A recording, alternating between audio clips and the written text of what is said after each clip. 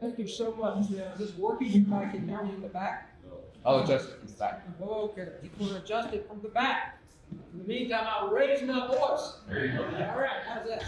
So it's great to be back here. I've been here previously. You have a great parish, and I really enjoy blabbing away in front of it. So you're going to have a chance to ask questions at the end. And what I want to do is, through this book, to close the flame, it was written to provide the reader a keyhole into death row. A place I have frequently gone many times throughout the South over the last 45 years. Since you are not privileged to do that, this is the way you can see what death row is really like, especially here in Tennessee. So Tennessee has 45 people on death row, 44 men, 1 woman. The woman's at the women's prison. The men are Riverbend Maximum Security Institution, West Nashville. We're in a hiatus of executions now while they figure out the lethal injection protocol, which they were getting ready to kill Oscar Smith in the spring of 3 years ago, and some kind of soul in that prison looked at the drugs and realized they were all out of date.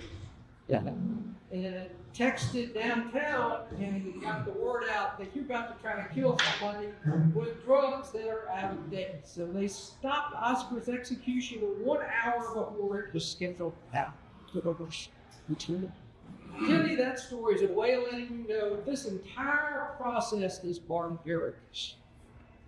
From pretrial, trial, post-trial appeal, clemency, death row, death watch, killing. No one in the European Union, no country can be a part of the European Union and have the death penalty. In my travels over there to speak, they're continually appalled that we have the death penalty. They call us barbaric. We are right. We are. Now, I wish I could stand up and tell you that we have a system of justice in this country that works, but guess what? It does not, especially when you talk about the death penalty.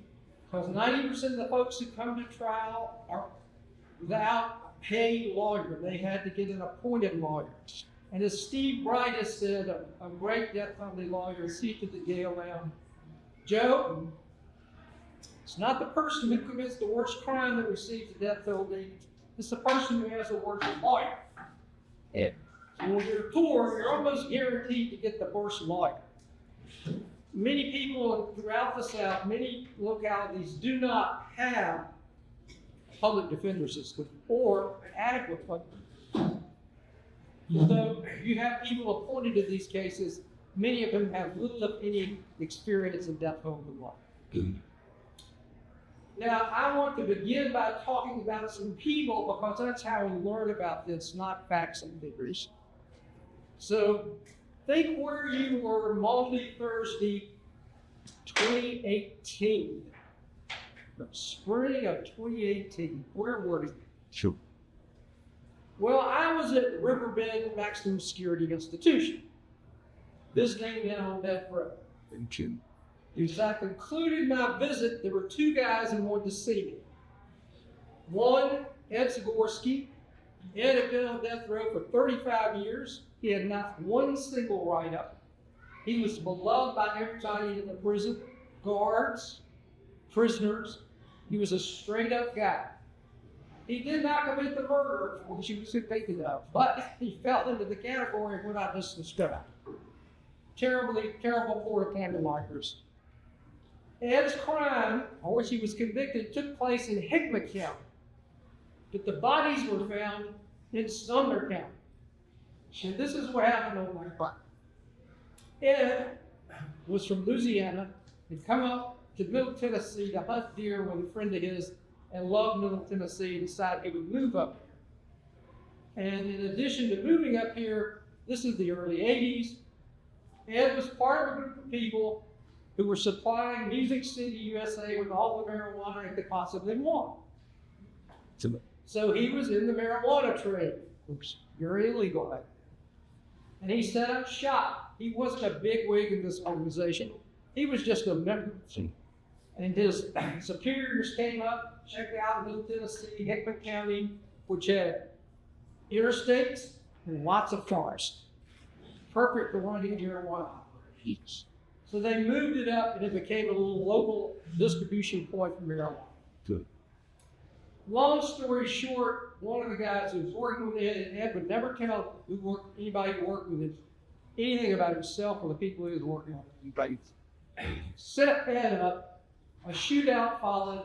Ed didn't actually shoot anybody, but the people who did the shooting were his bosses.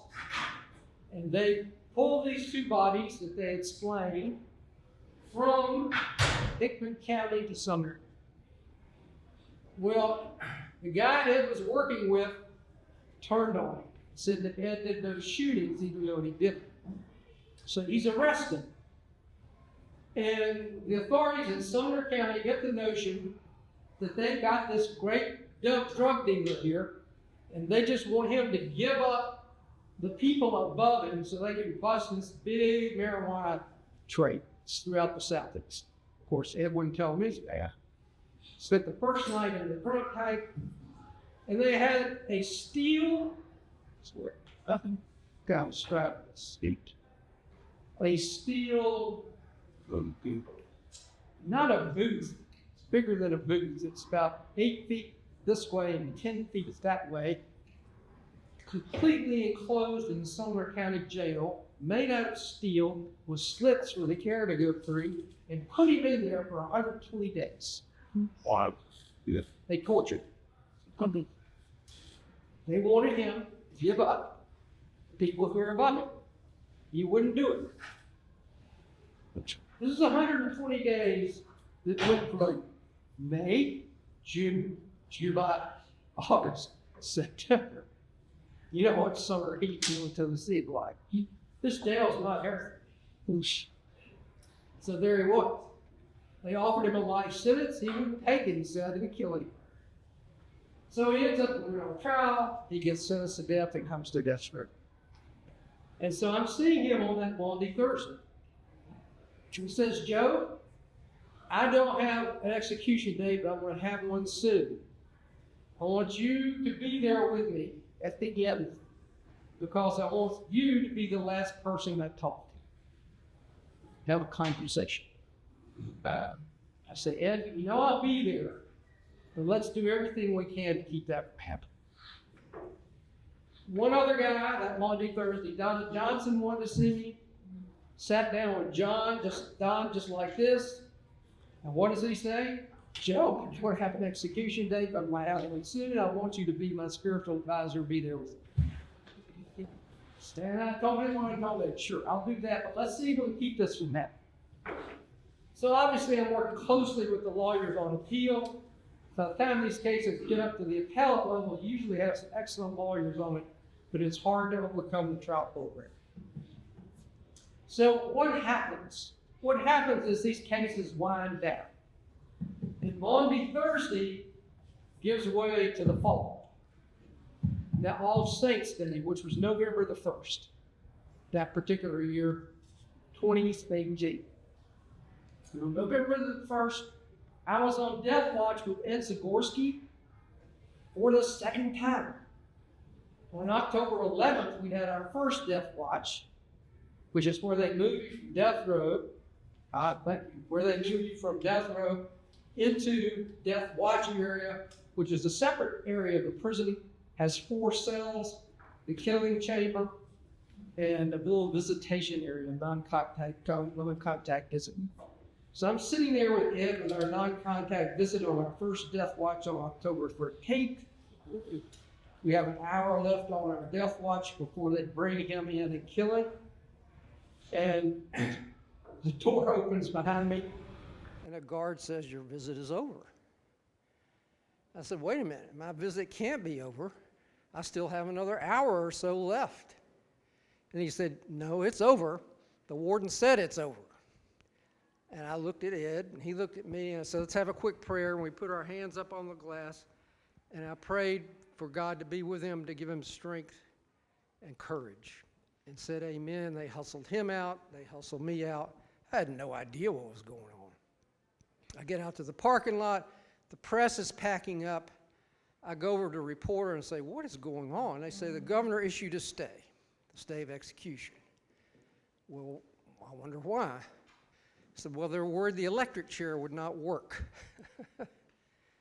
So they weren't worried about Ed. Ed had fought and won through the federal courts the right to choose his method of execution. And he had chosen electrocution because the lethal injection process is so horrific, the poisoning so horrific.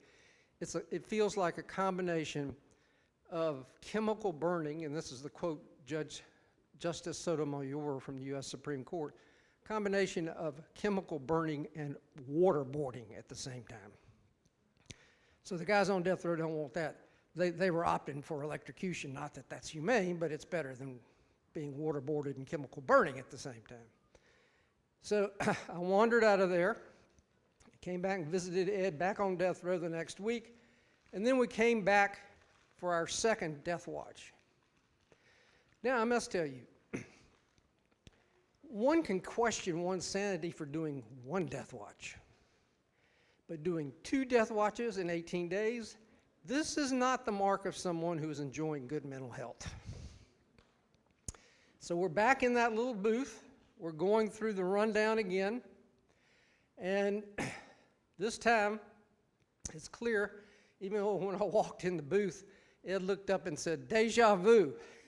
I said, well, yeah, except we knew it wasn't going to be real deja vu because they're going to kill him this time. And he was ebullient. He was bubbling over. And I said, Ed, what's up? And he said, you know, I had this dream last night. This is the last night he's to sleep before he's killed by the state of Tennessee. And I said, yeah. He said, I dreamed of Laurie. Laurie was a woman Ed was involved with 30 years previously. They really loved each other, but it just didn't work. Primarily Ed's fault, and he admitted that. He'd always wondered what had happened to her. His lawyers had tracked down that she had died, took a picture of her gravestone and brought it to him. That meant the world to him. He said, I dreamed of Laurie.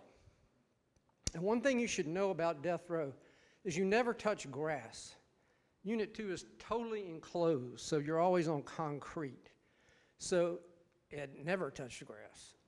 He said, I was standing on green grass, and Laurie was there in the dream. And she reached out her hand, and I took it. And she said, hold on. So I held on tight, and we rose up off the ground, Joe. We rose up, and we were flying. I couldn't believe it. And then I realized as we were flying right toward a forest. Not above a forest. We were headed right for the trees. And I said, Laurie, watch out. And we went right into those trees and came out the other side and landed on the green grass again. And she looked at me and said, everything's going to be all right. I told Ed, I'm not sure that's a dream, Ed. I think it's a vision. When they took Ed to that electric chair an hour and a half later and strapped him in, that's what he was thinking. He was thinking of Laurie holding out her hand to him. And the state of Tennessee electrocuted him that night. November 1st, All Saints Day. I'm narrating this rather than reading for the book because there's just so much of this, I can compress it a little bit in talking to you. But I have to share this Catholic story with you, knowing I've got good Catholics out here. Now, you know what Pope Benedict has done with the death penalty, right? What did Pope Francis, oh my Lord, I saw the conclave the other night and I got confused, so. Pope Francis. What has Pope Francis done with the death penalty in terms of teaching of the Catholic Church? Thumbs down, but where did he put it? Who said that? Raise your hand. Yes, sir. He got that right. It's in the catechism. Good for you. He feels strongly about this. And when I was interviewed by the Vatican in the Vatican News back in June, and they were about the book, I invited him to come to death row. So Pope Francis has an invitation to come to Tennessee's death row. So the Catholics are really good on this issue. And I thought you might like to know how you got here. Back in 1983, I was dear friends with a guy on Florida's death row named Bob Sullivan. Bob Sullivan was as atypical a death row prisoner as you can imagine. He was from New Hampshire. He was on Florida's death row. Of course, he had a sorry lawyer at trial. They all have that pretty much. He was articulate. He'd set up a legal defense fund, hired an investigator to do the investigation in this case. The lawyer never did. Evidence was emerging that showed that he didn't commit the crime. We just needed to buy time to get this into court. The problem was we were dealing with Governor Bob Graham, the governor of Florida, a United Church of Christ layman. I'm a United Church of Christ minister. I had met with Brother Graham in the spring of '79 when he first came into office. And several of us religious leaders had talked to him about what he should do about the death penalty. So I knew Bob Graham, and I knew this was not a good situation. So I had contacted the Catholic bishops. Rene Gracita, the Catholic bishop in Tallahassee, a wonderful man. I talked to him about it, and he said, I'll talk to the other bishops, and we'll have a meeting with Governor Graham. So they had their meeting with Governor Graham in the spring of '83, and he was polite, non-committal, typical governor's meeting. Time goes on a little bit. Bob's appeals are running down. I get a hold of Bishop Gracita again. I said, look, you got to recontact the governor because Bob's about to run out of appeals. They did. Got a pro forma letter back to Archbishop McCarthy saying while everything was under appeal, the governor wouldn't do anything. Well, what a wimpy answer that is, because they're always under appeal right up to when they get executed. So he clearly wasn't going to do anything. So I said, Bishop Gracita, you got to contact the Pope. He said, what? I said, look, contact Pope John Paul II. Let him know about Bob. Bob is a faithful Catholic. He's got bishops from Boston coming down here to ministering to him. Y'all have intervened in his behalf. Get the bishops together and contact the Pope. That's our only hope. Graham's not going to do anything. Bishop Gracita said, I'll try. I basically forgot about that after that. Bob's appeals wound down. So I'm going to read from the book about the night before he's to be executed, Stark, Florida. And I'm going to try to keep my composure doing this. So we had a big protest with civil disobedience in Tallahassee. Do any of you remember Dan Berrigan? Okay. So Dan came down, joined us in the protest, and I have to tell you this funny story. So we practiced our little protest in our office in Florida in Tallahassee, and there was going to be a clemency meeting, and that's where the governor presides, and this group signs death warrants with the governor signing the death warrant, and they're saying, yeah, it's okay. So they were having a meeting that morning about something else, and we were going to do our civil disobedience. We're going to do a mock electrocution right in front of them. So we did our practice, and we go into, it's a public meeting, we go in and have a seat. Graham comes in, the governor, with all his folks in the cabinet. They sit down, and I've got Dan Berrigan sitting right here. And I'm just focused on, what my role is, what I got to do, and all this stuff. And they all sit down up there, and Berrigan calls on this pastor who comes out from stage left for a prayer.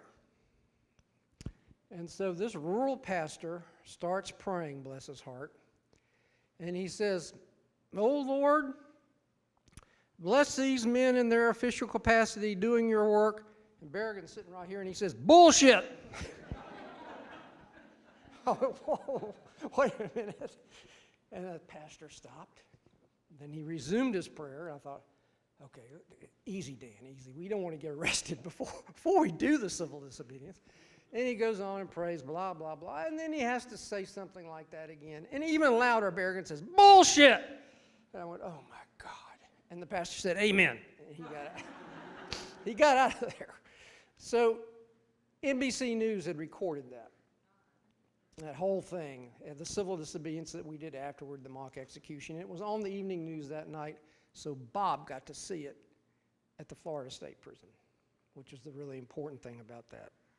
So when I get over there to see him, I'm talking to him, and I'm so tired, and I've done all this stuff that I was so worried about that I just kind of forgot that, where we were in life and what we're trying to get done. This is one thing after another. So before I go to see him, I stop into the hotel where I've checked in, and this is before cell phones, and there's a message for me to call my Florida office back in Tallahassee.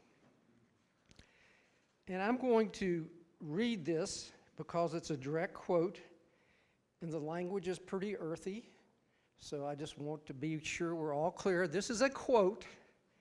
The woman I had running that office was Charlotte Holman. Charlotte Holman's originally from Memphis and is one of the most brilliant organizers against the death penalty in the country until she got sick and died about 5 years ago. And so Charlotte left a message for me to call her. So I thought, okay. I wonder what this is, because I was kind of getting composed to going to see Bob for the last time. So I called from the phone in my room, and Charlotte answers the phone. I said, Charlotte, this is Joe, and this is what she said. We got the fucking Pope! We got the fucking Pope! I said, what? Pope John Paul II asked Graham to stop the execution. I thought, oh my God.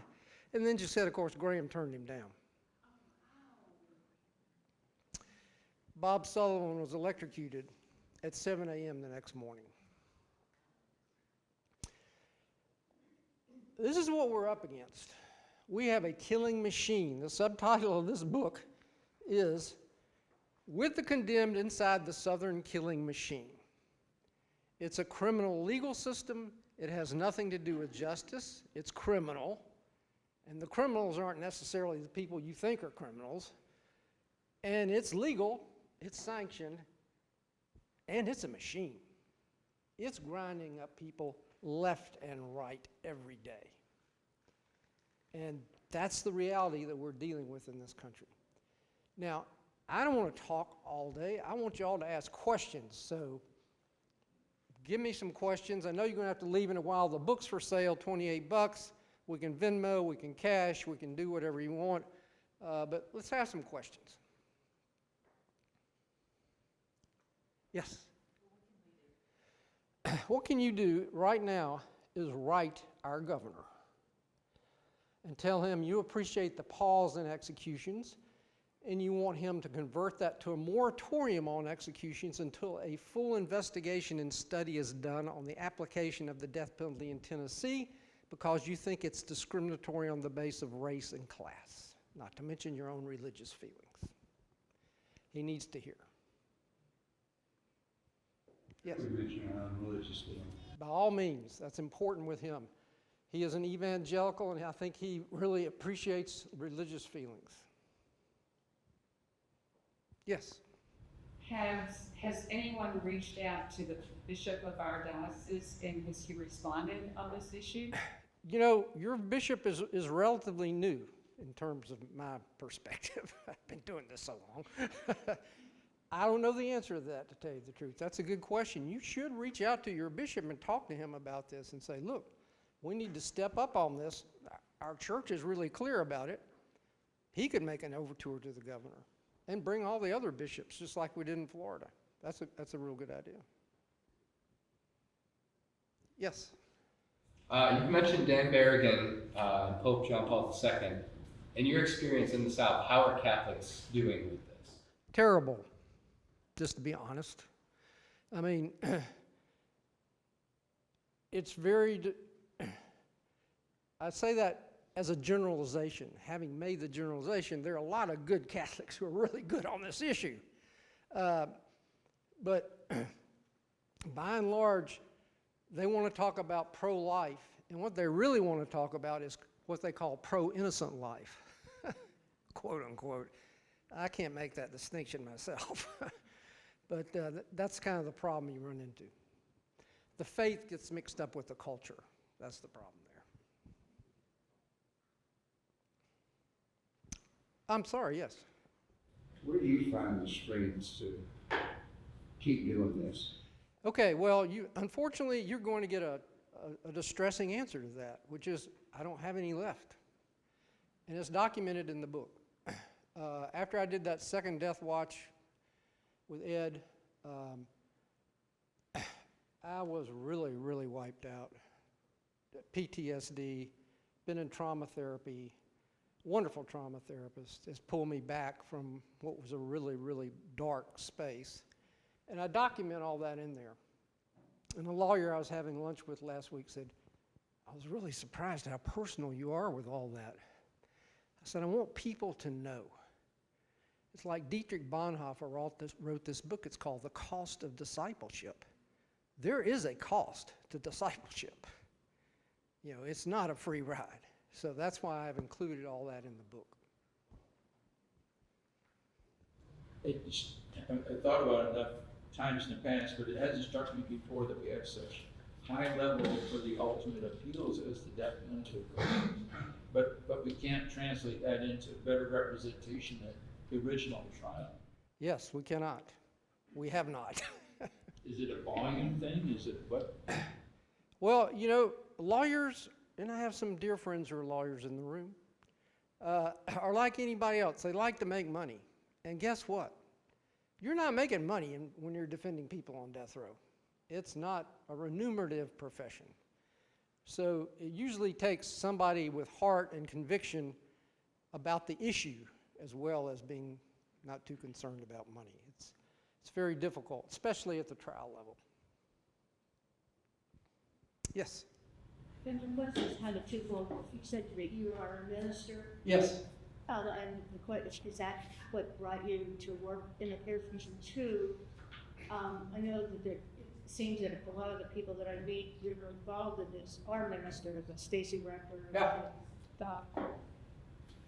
Are there any Catholic clergy active in Tennessee? Well, you had one of the best with Charlie Strobel. Okay, let's just get that clear from the get-go.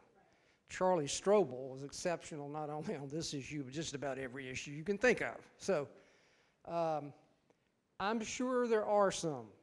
I'm not aware of that many, to tell you the truth. I can't hear you. They're not as vocal? No, they're not.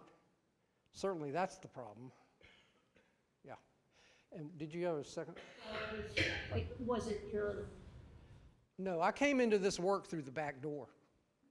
I was a white boy growing up in North Carolina, went up to Union Theological Seminary in New York, lived and worked in East Harlem, part of a program called the East Harlem Urban Year. The whole idea is you integrate your theology from your classes and also the community work you do. And so my senior year, which was 1971, Attica happened. Some of you may remember Attica, a prisoner rebellion in upstate New York.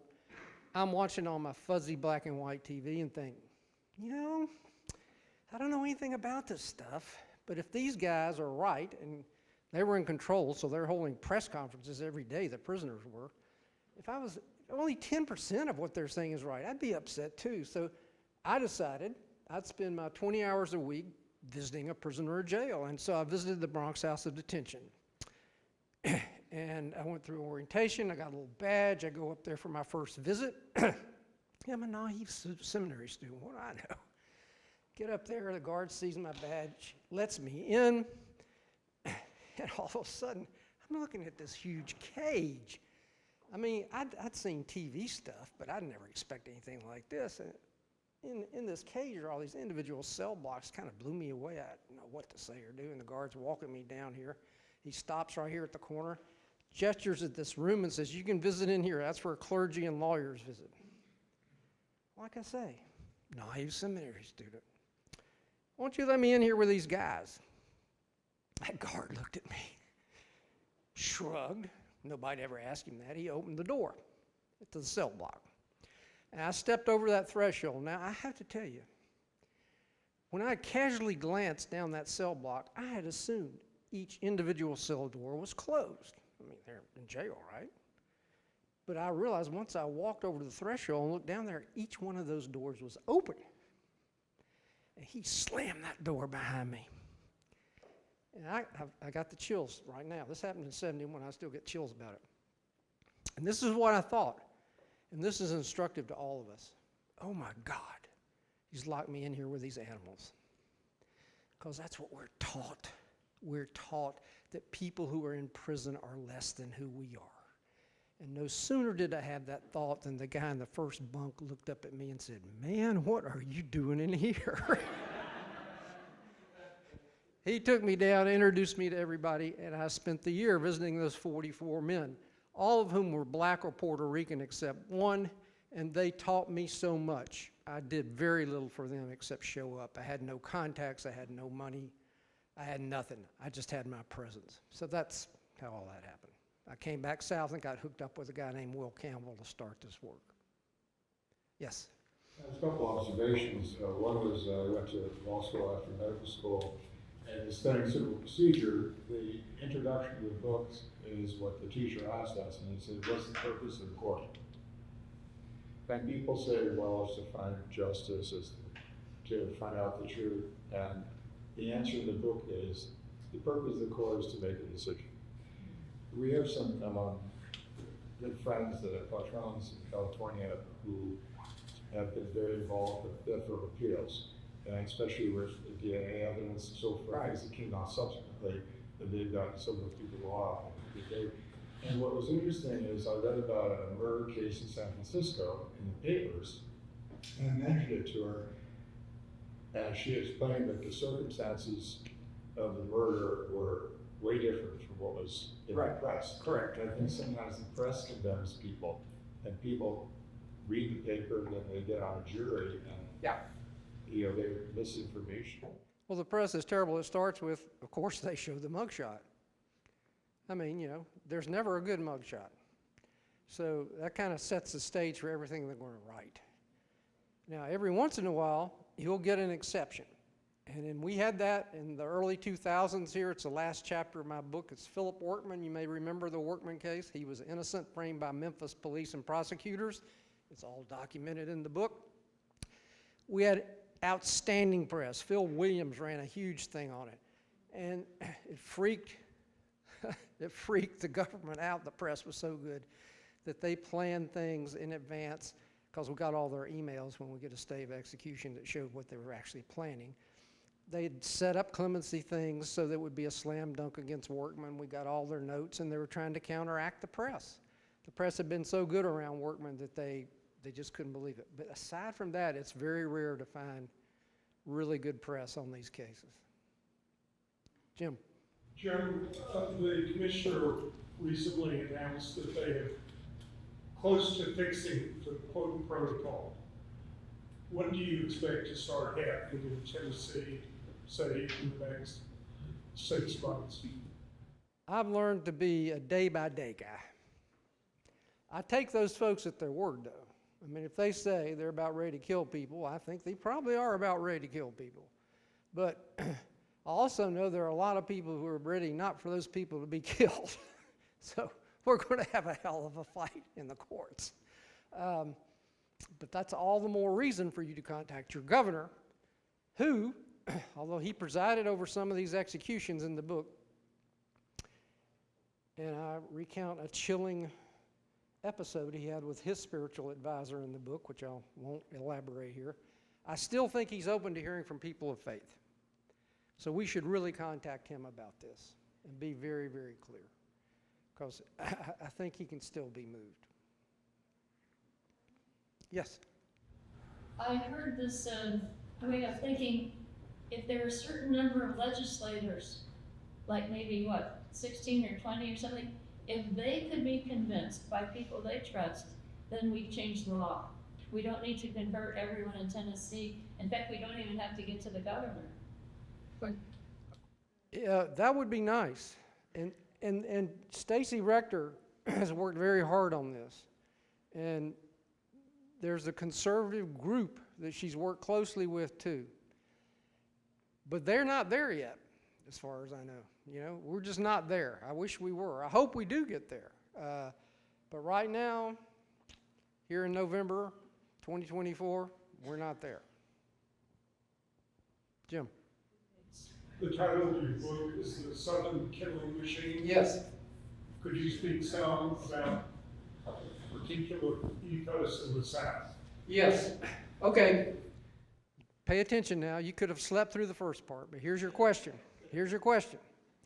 We haven't talked about race, which is a huge dynamic in this whole process. I mean, over half of our death row population in Tennessee is black, and guess what? We only have like maybe 20% of black population in the state. But here's your question. From 1608, when we had the first execution in the colony of Virginia, through 2002, we have had, and let me read this because I've got it right here, the exact number. We have had 16,351 executions in the United States of America. Here's your question.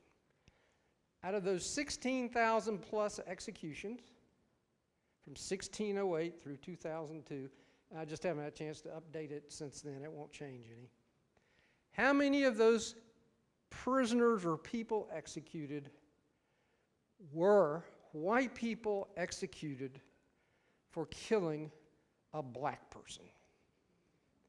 Now, the cynics have spoken over here. The cynics have spoken. Let's have some more numbers besides 0.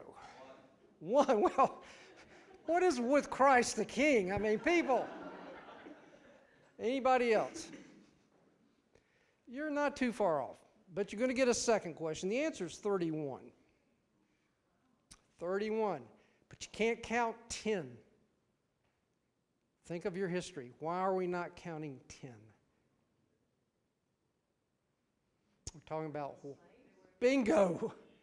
They were slave owners executed for killing, destroying their property. It was not out of concern for black life. It was destruction of property. That's how racist the system is. And Warren McCluskey's case, my dear friend in Georgia, has demonstrated that there is incontrovertible discrimination in the administration of the death penalty in the state of Georgia. No, it's been replicated in 23 other jurisdictions. So we know it's racist to the core. But the U.S. Supreme Court wouldn't stop Warren's case anyway, and he was electrocuted. So yeah, that gets to why it's a Southern thing particularly. All these states that have the death penalty, you're looking at almost all of them in the South. Yes, John? You've also mentioned class. Can you talk a little bit about those intersections? You know, in a lot of ways, we're spoiled living in Middle Tennessee.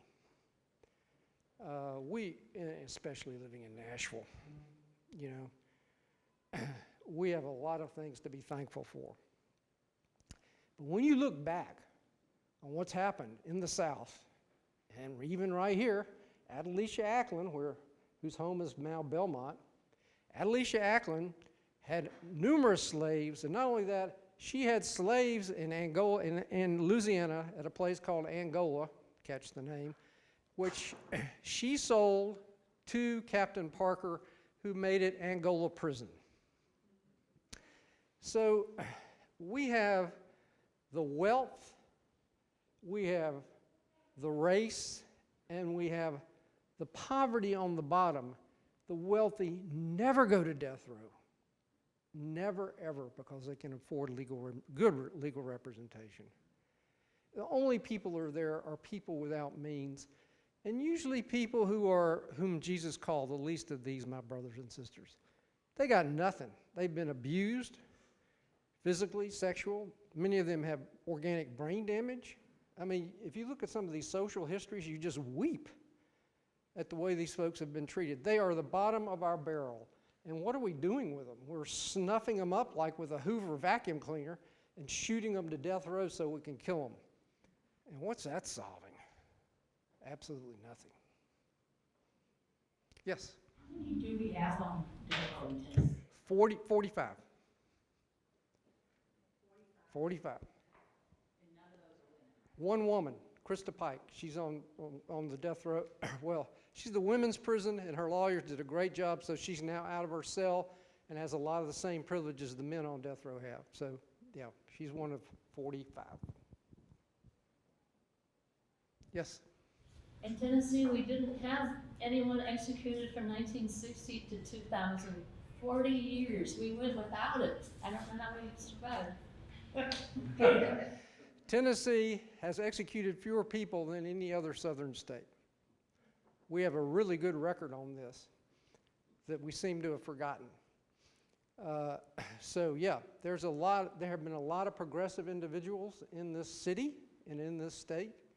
We came within one vote of abolishing the death penalty in 1966.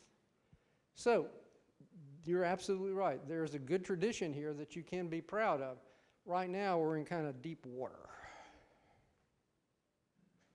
Yes? Families though of victims, do they bring a voice? I mean, are they supporting this? Well, there's a great organization called Murder Victims Family for Reconciliation. I have a chapter on two of them I worked with whose daughter was murdered and raped in Atlanta, and they did not want the death penalty, and we did a restorative justice piece together. So yes, there are people who have lost loved ones to murder who are opposed to the death penalty. Well, Strobel was fantastic. I mean, always from the get-go. You know, that's why that guy was never tried for first-degree murder. Yeah. John. Going back to something you said earlier on, and asking you to speak explicitly as a Christian, you said you didn't have much use for the rhetoric of innocence. That is, we're defending innocent life. Right. Can you say more about that? Look, I love babies. I love human beings, period. We're all children of God. Simple as that. If you lose that vision and think someone has lost the ability to obtain the mercy of God, then you have a theological flaw you really need to look at. And it's been my experience with these men and women I've worked with who've been executed. Every one of them experienced the mercy of God. Everyone. And many of them were much better people than I am, and really manifested their faith in prison. And that's really particularly true now on Tennessee's death row. We have a visitation on death row program. Next year we'll celebrate its 50th anniversary. We started in '75. Everyone on death row who wants a visitor, we recruit from the religious community and provide them a visitor. And so we have right now almost everyone who wants a visitor with a visitor. And in this dynamic that goes on for years, you see real spiritual growth and development amongst both of the people. And there's a great book written by Suzanne Craig Robertson called He Called Me Sister. He Called Me Sister, came out last year. It's a story of her working and her family working with Cecil Johnson, who was on death row here, a Nashville case, all the way up to his execution. She came through our visitation on death row program. He Called Me Sister, and it is a beautiful book. And she didn't even want to start doing it. Her husband is the one who initiated it.